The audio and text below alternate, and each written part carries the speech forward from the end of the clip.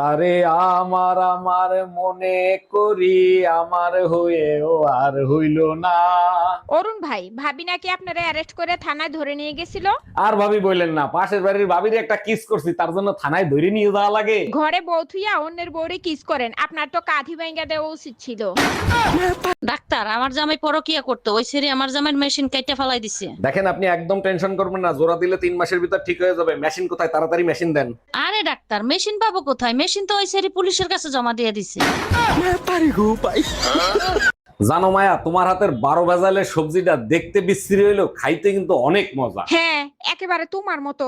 ঘরের সব সবজি যখন একটু একটু বেঁচে যায়, তখনই 12 ভেজালের সবজি তৈরি হয়। 1 মিনিট, সেটা তো আমিও জানি, কিন্তু আমার সাথে তুলনা করলা কেন? তোমাকে যখন বিধাতা তৈরি করছে না, বেঁচে যাওয়া শাশুড়ি, ননদ, শ্বশুর, জামাইয়ের অবশিষ্ট অংশ দিয়া তৈরি করছে। এই যে দাওরা, এত সকাল সকাল সাইজে গুজে কই যাচ্ছ তুমি? ভাবি, গার্লফ্রেন্ডের সাথে ডেট আছে, তার সাথেই দেখা করতে যাচ্ছি। খুব ভালো, যাও, সমস্যা নাই। আসার সময় 2 লিটার দুধ নিয়ে আইসো। ভাবি প্লিজ একটু দয়া করো, 2 লিটার দুধ বের করলে বেচারি মরে যাবে। আরে গাধা, বাজার থেকে দুধ কিনে আনতে বলছি। জানেন ভাবি, যারে ভালোবাসি সেই সাইডে চলে যায়, এত কষ্ট আর সহ্য করতে পারি না। জানেন অরুণ ভাই, প্রতিটি পুরুষ মানুষের ভিতরে কষ্ট থাকে, কারো কম কারো বেশি। একদম ঠিক বলছেন, কিন্তু আমার থেকে বড় কষ্ট এই পৃথিবীতে আর কেউ নাই। পুরুষ মানুষের কষ্ট হলো টুনটুনির মতন, সবাই মনে করে আমারটাই বড়। তাইলে তুমি সিদ্ধান্ত নিয়েই ফেলাইছো, তুমি বাবা মার সাথে থাকবা না?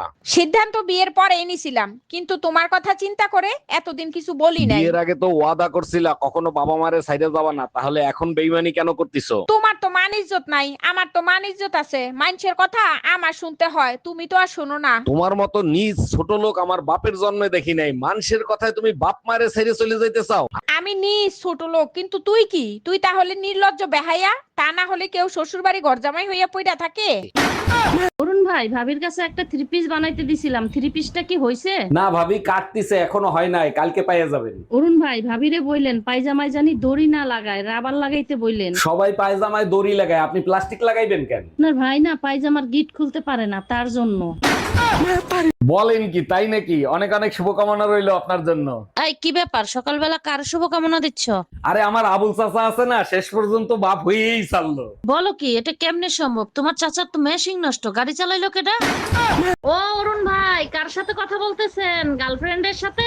বেবি, তুমি এক কাজ করো, পিছন থেকে একটা নাও, সামনের থেকে একটা নাও, আর হাতে যেটা আছে সেটা মুখের ভিতরে নাও। আরে অরুণ ভাই, এতগুলো একসাথে নিলে আপনার গার্লফ্রেন্ড তো মরে যাবে। একসাথে 2টা ডেলিভারি বয় আসছে, একটা পিছনের গেট থেকে, একটা সামনের গেট থেকে, আর গার্লফ্রেন্ডের হাতে আইসক্রিম। হাতে নাতে ধরা খাইয়াও তুমি নিজেকে নির্দোষ প্রমাণ করতে চাও? অবশ্যই প্রমাণ করব, যেটা সত্য সেটা তোমার জানার দরকার আছে না? আমি নিজের চোখে দেখছি পাশের বাড়ির ভাবির সাথে তুমি এক বিছানায় ফষ্টি নষ্টি করছো। কারণ আছে, 365 দিনের ভিতর 366 দিন তুমি অসুস্থ থাকো। আমি চাই না তোমার আমানতে জং ধরুক।